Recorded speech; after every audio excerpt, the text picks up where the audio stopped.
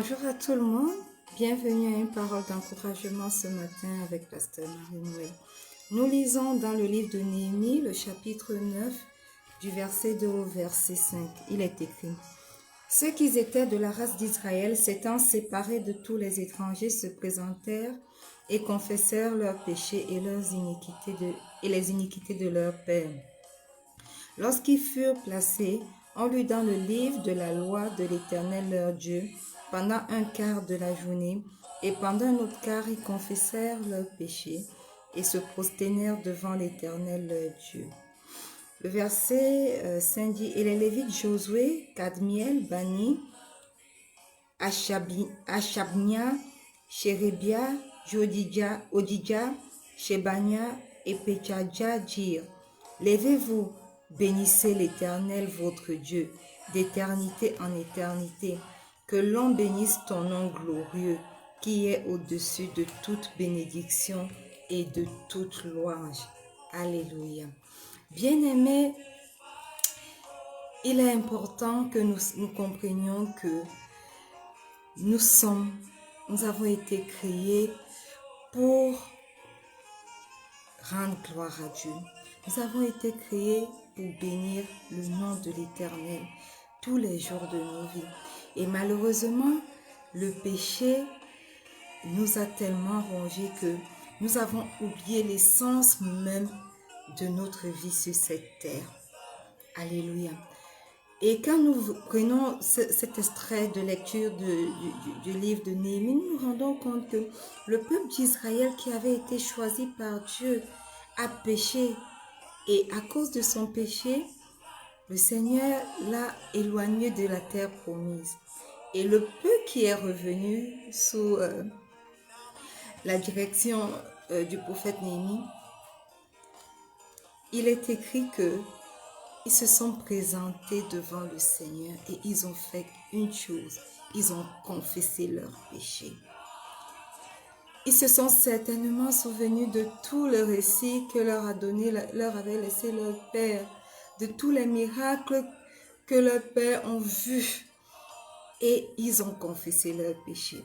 Et le verset 5 dit que les Lévites qui étaient des sacrificateurs leur ont dit: Levez-vous, bénissez l'Éternel votre Dieu d'éternité en éternité. Que l'on bénisse ton nom glorieux qui est au-dessus de toute bénédiction et de toute louange. Bien-aimé, il n'est pas possible pour nous de bénir le nom de l'Éternel lorsque nous n'avons pas confessé nos péchés. Alors, si tu es connecté ce matin ou si tu écoutes cette parole d'encouragement en replay, j'aimerais t'inviter à te remémorer de ce que le Seigneur a fait pour toi. Parce que certainement, il a fait de bonnes choses pour toi. Certainement, il t'a donné le souffle de vie. Certainement, il t'a éloigné du malheur. Certainement, il t'a protégé, même quand tu ne le méritais pas. Alors, remémore-toi de ces bonnes choses et le Saint-Esprit en toi te poussera à réellement te confesser. Parce que lorsque nous nous remémorons des choses que le Seigneur a fait pour nous, alors naît quelque chose, l'esprit d'humilité. Nous nous humilions réellement devant lui. Et alors, de tout notre cœur, nous nous rapprochons de lui.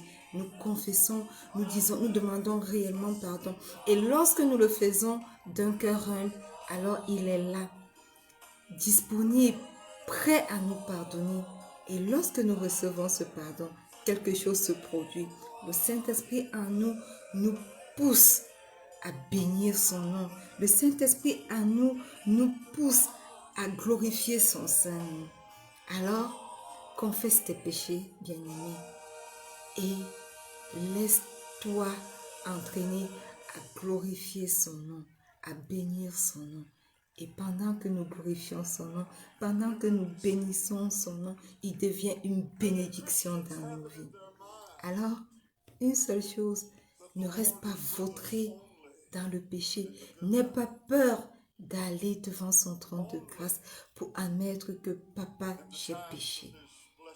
Et alors, simplement, tu pourras réellement glorifier son nom. Tu pourras réellement le bénir pour ce qu'il est réellement. Bien-aimé, ne laisse pas ce péché te ronger. Ne laisse pas l'ennemi te dire qu'il ne te pardonnera pas.